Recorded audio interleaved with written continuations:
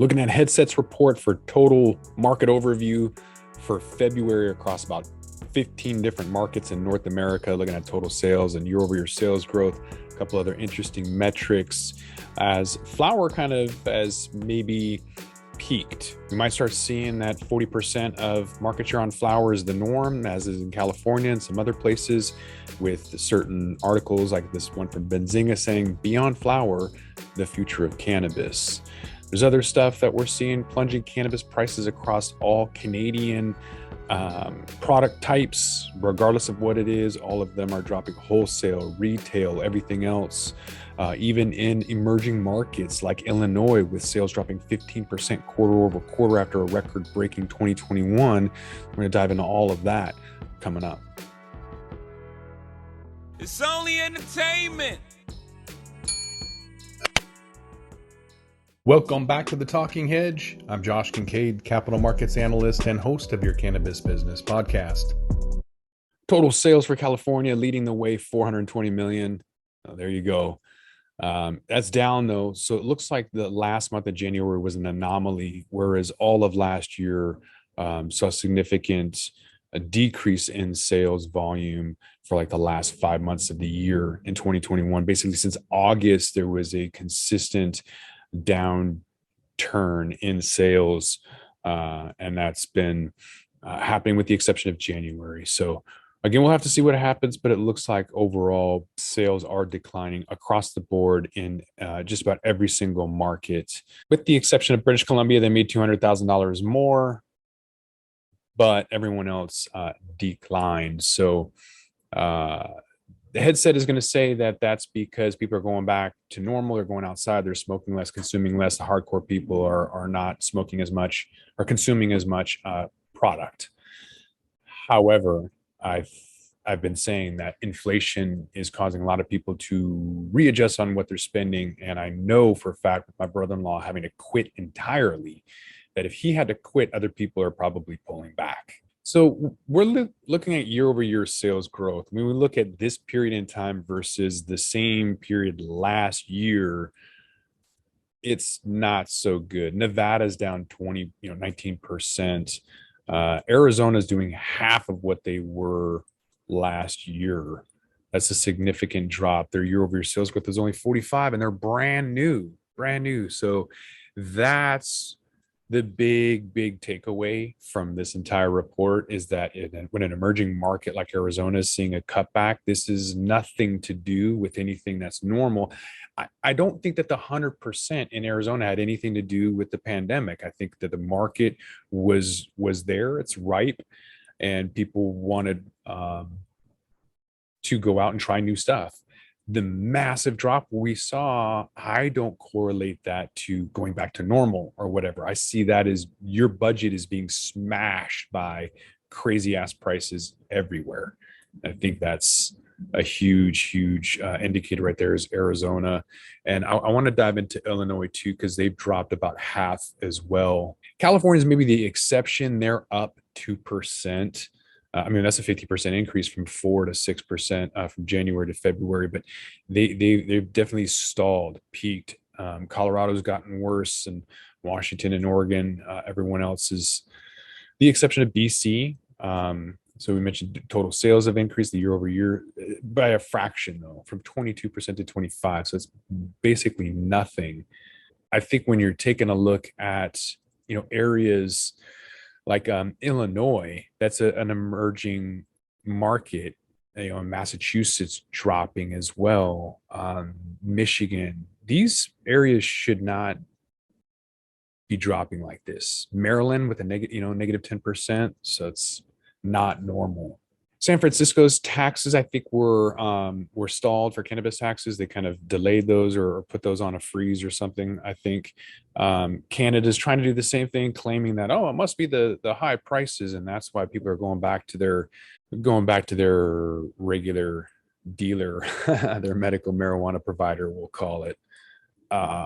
So is it the taxes? People up there should be producing a lot more efficiently. It's $6 a gram at the wholesale level. So if you can't get down to the $1.30 that the US is doing, or the 5 cents that Colombia and Peru are doing, you don't really have any business doing it. Now, of course, I'm talking about the current market right now. Of course, there's going to be a time for somebody to grow something that's really good that people are, that are they're willing to buy. I'm talking about really good products, regardless of what it is, really good coffee or really good micro brew, whatever you're into, it's going to be the equivalent. But right now, these people aren't really producing anything that people want. You can kind of see that um, where price per gram up in Canada crashed 26% in the last 3 months, 13 months. Canada's kind of hoping that the change in retail taxes might help with the decline through 2021 for a lot of these prices. So some of the biggest declines, concentrates saw a decline of 35% last year. Vape pens also negative 35. Capsules saw 20% decline in sales, as well as pre-rolls, and then flour was down 16%. And that's at the wholesale and retail level. So what we're seeing right now with the average basket size being how much people spend on average when they go into the store, it's dropping. So it was $65 plus in California, which was the delivery fee, and now it's less than 60. So again, to repeat myself, people are going into the stores and spending a lot less. They're going in a lot more though. They're going in over 7 million times in California versus last year when the price on average was $65. People were only going into California, between 5.8 million times and 6.5 million times. So they're going in, 500,000 or 750,000 times more often because they're buying less at a time, dropping that price down considerably. Washington State, it's barely $30. In Oregon, it's just under 40. So you can get 2 ounces for that price in Oregon. All these other locations, though, have dropped considerably with their average basket size as well.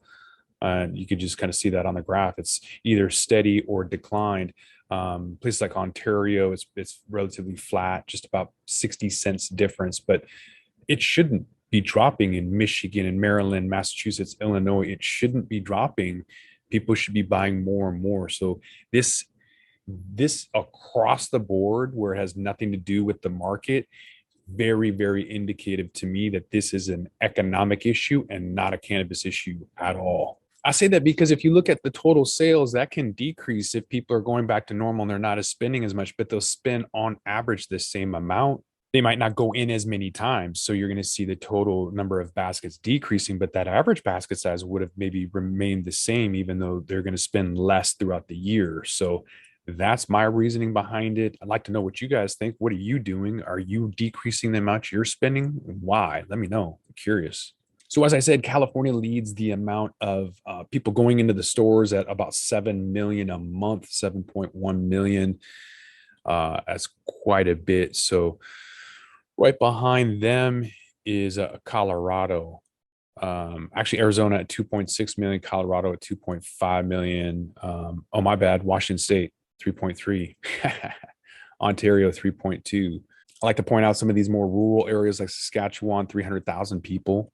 Maryland, 400,000. That can't possibly be right? Is that right? I mean, Massachusetts has got plenty of colleges, but Maryland, why are you only having 400,000? Why are you on the par with Saskatchewan? That's really weird. Nevada, 900,000. I thought Nevada was popping. Is it aren't like is everyone in Florida right now? Are they not in Nevada? That's really, really low. 900,000 purchases. So that's not very good. Let's look at concentration. Seeing how fast we're going to get to like big bud, if you want to call it, like big pharma, big bud, whatever. When the concentration reaches 90%, then you'll know that there's only a couple of people in the game. Right now it's still kind of competitive, where some of the top 10 brands own a third of the entire market in places like California and Colorado and Nevada, these established places. Some other locations that are a little bit weird, like we're not covering Pennsylvania right now at the moment for some reason. The data is not available, but the concentration in places like Pennsylvania, being that it's a limited license store, something like 85%. It's really bad. So I'm gonna have to update this slide here, but this is about year of the M&A. I mean, people are saying that this is maybe year of the brand. I don't know about that, but there's going to be a lot of mergers and acquisitions and consolidation in the industry. And so this could be bad. And we're seeing a lot of high prices, a lot of crazy stuff going on. And if there's less competition, there's less reasons to keep prices competitive. But if quality goes to the wayside, then it's going to be an opportunity for somebody to kind of step in who produces a really good product that people want, which I'm looking forward to. Consistency is hard to find in the industry. So when you're out there and you're looking at stuff and you want to get it over and over again, like I love these blunt sticks, 3.5 gram panacea blunt sticks for like $20. That's probably why they're not around anymore. They weren't charging enough. I'd go and buy 8 of those and max out my limit, my daily limit. But if it's not available, if it's not consistently, if the product isn't consistently available and the quality isn't consistent, you're going to have an issue. People expect that, and there's not going to be a lot of room for that. Like a lot of people think, oh, well, it's just available, we can produce whatever. Nah, they still have consumers still have their demands and expectations. So it's not like back in the day when weed was weed and you didn't know if it was sativa or indica and you just kind of got it. It's not really like that anymore, especially with delivery. It's going to be even harder to get in front of people, the e-commerce sales, and how do you without the help of a bud tender, or how you recommend products, how do you get new sales in the hands of customers? All of those things are going to affect not only brand concentration, but the amount of sales that you're making, the average amount of sales that are happening will probably all be redistributed through time. When there's no more borders, it's going to be really interesting because there's only going to be a handful of big conglomerates, and then you're going to have your local folks. So that will be interesting to see out of the cultivars and the terroir that they're growing from and what they're able to produce. We're just not quite there yet, as everyone's pretending to be a master grower.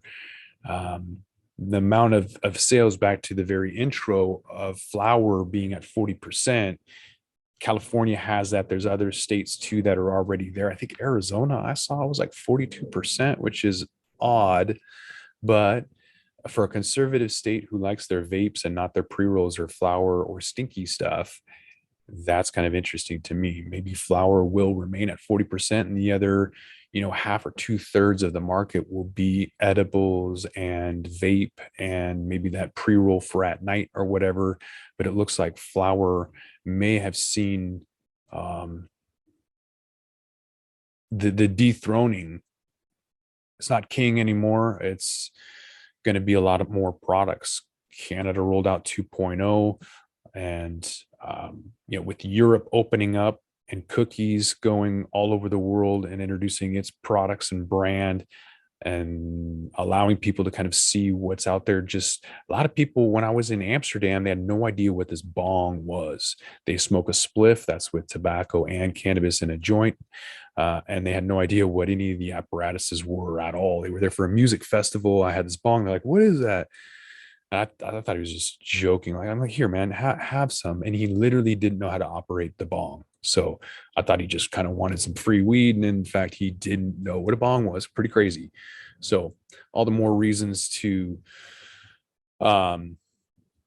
get out there, get as many licenses as you can, become vertically integrated, have that cannabis cafe attached to the retail shop, and have ancillary, have education, because people don't really know. They kind of maybe think that the pre-roll is the only thing out there that's a really low dollar amount, low margin product. So restaurants don't make money on food, they make money on alcohol. So when you have a pot shop, they're not going to make their money on pre-rolls, they're going to make their money on edibles or whatever the high margin product is. So if you want to remain a going concern and not go out of business, you have to find out how to do that as a producer or processor or retailer, or if you're vertically integrated, all of those things. You need to understand the market. Understanding these sales and who's buying and when and how and where is the only reason to do that, is the only possible way to do that is with data, in my opinion. With that, we're going to roll this one up. I'm Josh Kincaid. This is The Talking Hedge. Don't forget to like, share, and subscribe, or don't, and I'm out. Don't forget to smash that like button on your way out and check out these other videos that we've got.